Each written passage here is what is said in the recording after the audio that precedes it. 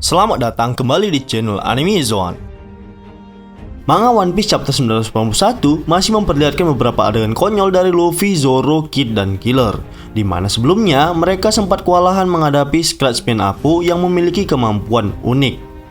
Namun di akhir chapter 980 lalu, Kid berhasil mengajar Apu dan membuatnya bertekuk lutut hingga babak belur. Manga One Piece chapter 981 ini juga menyajikan beberapa adegan menarik. Di antaranya adalah pertarungan Kid melawan Apu yang masih berlanjut, serta yang paling mengejutkan tentu saja kedatangan Marco di Phoenix dan Izo yang dijemput paksa oleh Nekomamushi. Nah, gak usah berlama-lama lagi, ini dia review One Piece chapter 981. Namun seperti biasa, sebelum masuk pembahasan, silahkan klik tombol subscribe dan aktifkan notifikasinya agar kalian tidak ketinggalan informasi dan teori menarik seputar dunia One Piece dari channel Anime Zone. Kalau sudah, terima kasih.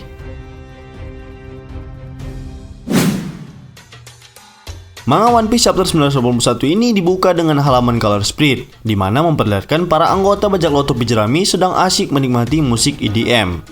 Sanji yang bertindak sebagai DJ memainkan musik yang membuat para kru lainnya berjoget ria. Kecuali si Bakamarimo. Di saat yang lain pada joget indie hoy, ia malah asik tertidur dengan lelapnya. Namun yang aneh, di antara semua kru yang berkumpul hanya Franky, Jinbe, dan Robin yang tidak ditampilkan. Ada apa ini? Next, kita masuk ke pembahasan utama. Chapter 981 ini berjudul Engagement, atau bisa juga disebut dengan pertempuran. Cerita dibuka dengan berlanjutnya pertarungan Kid melawan Apu, di mana Kid yang sangat kesal tampak menghajar habis-habisan Apu hingga babak belur. Di saat yang bersamaan, para kru Chubby's Pirates baru menyadari kalau ternyata yang menyerang Apu adalah Kapten Kid dan bukan bagian dari mereka. Queen yang harusnya bertanggung jawab atas bebasnya para tahanan Udon sangat terkejut melihat ada satu lagi bajak laut generasi terburuk yang keluar dari penjara Udon. Ya, orang tersebut adalah Eustace Kid. Queen mengira kalau di penjara Udon situasinya bakal baik-baik saja, seperti yang dilaporkan oleh Babanuki. Namun itu semua di luar ekspektasinya. Kembali ke pertarungan Kid dan Apu. Di tengah gempuran brutal Kid kepada Apu, Kid mengatakan bahwa ia baru menyadari kalau ternyata selama ini Apu adalah mata-mata yang bekerja untuk Kaido, dan harusnya ia tidak terjebak oleh permainan yang dibuat oleh Apu. Dengan sikap pesimis dan tak bersalah, Apu mengatakan kalau kerjasama antar bajak laut hanyalah sesuatu yang menyedihkan, karena ia tak yakin dengan membuat aliansi bajak laut, mereka mampu mengalahkan salah satu anggota dari Yonko. Di tengah percakapan itu, Apu menyerang balik Kid dan membuatnya mengeluarkan darah. Apu juga kaget melihat kenyataan bahwa Kid masih belum mati. Serangan Apu tersebut tidak membuat Kid gentar. Ia semakin panas dan mungkin berhasrat untuk membunuh si pengkhianat tersebut. Saat itu juga, Queen memerintahkan anak buahnya agar mereka tidak segan-segan untuk membunuh para penyusup tersebut. Tentu saja dengan perintah Queen, para gifters dan kru Chubby's Pirates semakin bersemangat. Killer yang muncul di belakang Kid mengatakan mereka harus mundur terlebih dahulu.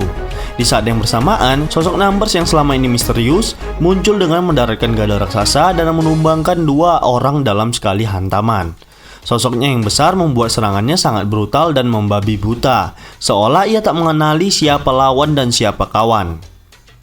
Kid sempat kaget dengan ukuran Numbers yang sangat besar dan memperkirakan kalau ia adalah seorang raksasa. Numbers ini muncul dan tertawa, Hacaca, seperti namanya, Hacha. Mungkin ia adalah Numbers urutan ke-8. Sepertinya kita telah salah menilai kalau ternyata selama ini Numbers bukanlah makhluk yang mengerikan. Ia tampak seperti manusia bertubuh raksasa, tidak seperti siluet yang dimunculkan sebelumnya. Next, di saat salah satu Elite Gifters mengincar Kid, muncul seorang pahlawan barbar untuk melindungi Kid. Yap, Monkey D. Luffy. Lalu, dengan so asiknya ia mengatakan, "Ayo mundur, Jabrik." Di tengah kerusuhan tersebut, akhirnya keempat supernova, Luffy, Zoro, Kid, dan Killer berkumpul dan terjadilah percakapan konyol di antara mereka. Luffy yang merasa tak bersalah mengatakan, "Sudah kuduga, kau akan membuat kacauan, Jabrik." Zoro menyambut Luffy seolah ia juga merasa tak bersalah. "Memangnya kau juga tidak membuat kacauan, Luffy?" Kid yang kesal mengatakan kepada Zoro, "Lihatlah dirimu sendiri, Roronoa." Killer yang memperhatikan tiga ide tersebut mengatakan orang-orang ini sungguh sangat aneh. Ada-ada saja. Di sini kita bisa melihat Killer memberitahukan counter dari serangan Apu, yaitu dengan menutup telinga. Sangat aneh rasanya serangan Apu bisa diatasi hanya dengan menutup telinga. Killer mengatakan kalau serangan Apu itu hanya mencapai batas pendengaran saja. Jika mereka mendengarnya, maka serangan tak akan bisa dihindari. Mereka bertiga yang tidak mendengar Killer kompak menjawab, "Apa?" Next, di panel ini kita bisa mengetahui kalau ada banyak sekali bajak laut generasi terburuk yang berkumpul di Onigashima, baik itu di pihak musuh maupun di aliansi. Mereka adalah Luffy, Zoro, Kid, Killer, Law, Hawkins, Apo, dan X-Ray. Kita bisa menyaksikan bahwa Wano sepertinya adalah panggung untuk para generasi terburuk memulai era mereka. Selanjutnya, Wiswu akhirnya diperlihatkan kembali. Ia sedang memantau para pasukan barbar dari atas. Seperti yang diprediksikan sebelumnya, Wiswu ternyata benar adalah seorang kapten bajak laut. Ia memiliki beberapa kru yang setidaknya sudah ditampilkan 6 orang. Salah satu dari anggota Wiswu yang mengenakan topeng seperti tato di dada Wiswu bertanya haruskah mereka mengejar para pasukan barbar itu, lalu mengatakan bahwa ini akan menjadi kemenangan besar mereka. Wiswu menyanggah pernyataan tersebut dan mengatakan kalau yang lebih penting adalah menemukan keberadaan Yamato. Itu akan menjadi kemenangan yang lebih besar.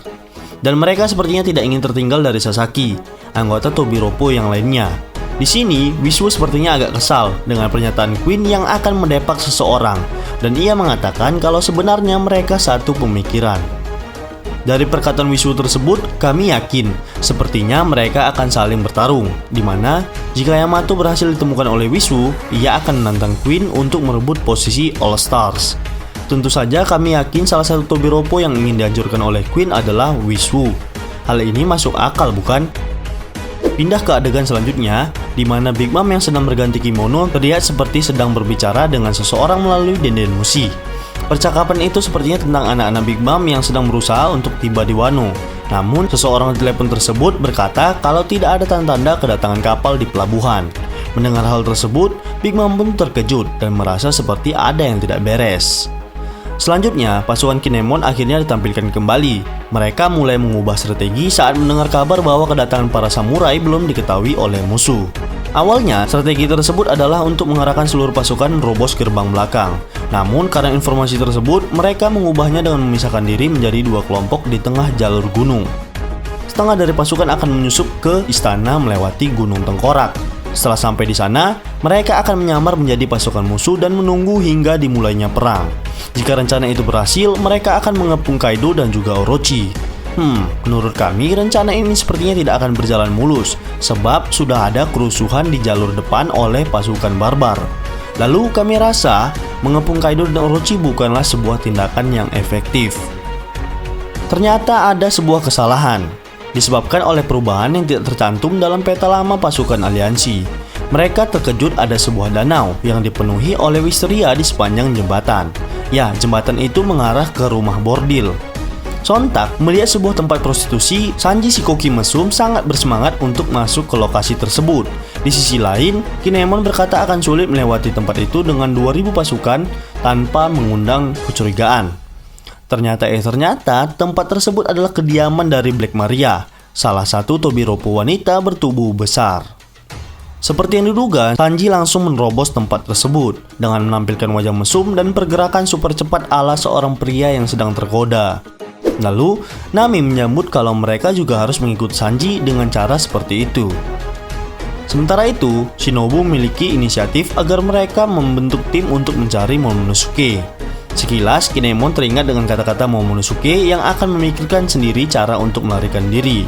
Nami menenangkan Kinemon sambil tersenyum dengan berkata kalau mereka yang akan mengatasinya. Carrot menyambut bahwa Kinemon harus fokus pada pertempuran ini. Kinemon pun berterima kasih kepada mereka dan mengakui kalau sulit untuk bisa fokus karena semua masalah ini. Next, di sini kita melihat Sanji yang tadinya begitu semangat untuk masuk ke rumah prostitusi, tiba-tiba keluar dengan wajah murung dan merasa kecewa. Sontak, Kinemon mengerti keadaannya, bahwa tidak ada satupun PSK yang berhasil didapatkan oleh Sanji, dan berpikir bahwa tempat tersebut pastinya sepi. Wajar tempat itu sepi dikarenakan mereka mendengar kabar tentang kekacauan yang dibuat oleh Luffy dan pasukan barbar, dan hampir semua tempat dikosongkan. Mungkin mereka tahu kalau akan ada perang besar, jadi mereka mengasingkan diri. Lalu, mereka semua bergegas untuk melewati tempat tersebut dan menyerahkan misi penyusupan pada salah satu kelompok. Di tengah perjalanan melewati jembatan, mereka mendengar ada seseorang yang mengetahui keberadaan pasukan. Dan tentu saja itu adalah Big Mom yang menjijikkan. Semua pasukan masuk ke dalam air, kecuali Chopper yang masih berada di Brachio Tank. Disinilah terjadi awkward moment, di mana Big Mom melihat Chopper dengan tatapan kosong, ciri khas psikopat gila. Chopper yang bertetapan dengan Big Mom tidak bisa berbuat apa-apa selain terkejut dan ketakutan. Wah, Chopper ditinggal sendirian, kasihan banget si Chopper. Cerita selanjutnya memperlihatkan anak-anak Big Mom yang akan berusaha kembali menaiki air terjun di luar Wano. Perospero yang merupakan anak tertua dari Big Mom terlihat kesal dengan perbuatan King dan mempertanyakan mengapa hanya ini jalan satu-satunya memasuki Wano. Selain itu, mereka juga mempertanyakan tentang aliansi dengan Beast Pirates dan apa yang sebenarnya dipikirkan oleh ibu mereka. Smoothie mengatakan kalau itu sebenarnya sudah keputusan dari Big Mom. Daifuku menyanggah kalau jangan lupakan tujuan mereka datang ke Wano. Anak yang lain membenarkan ucapan Daifuku bahwa tujuan mereka adalah menghancurkan topi jerami karena telah menodai harga diri Big Mom dan merusak reputasi bajak laut Big Mom. Di sisi lain, Flampe sepertinya antusias dengan Kaido. Mungkin ia berharap kalau anak dari Kaido mau menikahinya.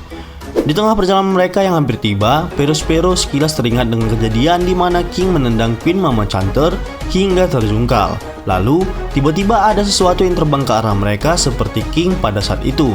Dan tentu saja, Perospero terkejut. Benar saja, sesuatu yang terbang tersebut bukanlah King, melainkan Marco di Phoenix. Kedatangannya membuat semua anak Big Mom terkejut. Marco dengan santai mengatakan kalau ia mendengar kabar bahwa bajak laut Big Mom beraliansi dengan bajak laut Beast. Tanpa basa-basi, Marco menendang Queen Mama Chanter untuk kembali ke dasar, sama seperti yang dilakukan oleh King. Seperti dejavu. Tidak ada yang bisa dilakukan oleh semua kru bajak laut Big Mom selain menerima kenyataan bahwa mereka semua yang ada di kapal adalah beban. Mungkin akan sedikit berbeda ceritanya kalau di kapal tersebut ada katakuri. Lalu yang menarik di sini adalah Marco seakan memberitahu bocoran kalau Big Mom Pirates sepertinya tidak akan ikut dalam pertempuran. Sebab ia mengatakan ketika bajak laut Big Mom berhasil naik ke atas, era mereka akan sedikit berubah. Kami mencurigai kalau yang dimaksud Marco ini adalah tumbangnya dua Yonko di Wano dan akan menciptakan kaisar lautan yang baru. Di sisi lain, Marco tentu saja tidak datang sendirian. Ia ditemani oleh Nekomamushi yang menjemputnya dan Izo yang merupakan rekannya di bajak laut Whitebird. Nah, yang jadi pertanyaan di sini adalah apakah hanya Izo saja komandan bajak laut Whitebird yang ikut ke Wano? Bagaimana dengan Daimon Jozu, Vista, dan komandan bajak laut Whitebird lainnya? Oke, sepertinya akan menarik jika kita membahasnya di next video. Namun yang lebih penting adalah tidak ada kalimat minggu depan libur di akhir halaman. Kabar gembira untuk kita semua tentunya.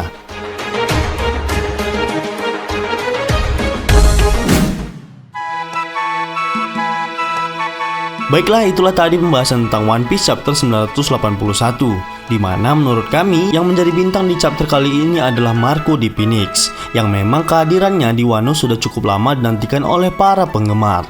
Kehadiran Marco tentu saja bisa merubah alur pertempuran. Bisa saja nanti kita akan melihat duel udara antara King versus Marco, atau apapun itu. Yang penting, Marco, Izo, dan Nekomamushi akan menjadi tambahan kekuatan yang sangat besar untuk aliansi Luffy dan kawan-kawan. Jika menurut kalian pendapat kami ini masih keliru, kita bisa berdiskusi di kolom komentar di bawah ini, tentu saja dengan sopan dan santai. Jika kalian suka video ini, silahkan like, share, dan subscribe. Satu subscribe dari kalian akan sangat membantu perkembangan channel kita ini. And last word, terima kasih.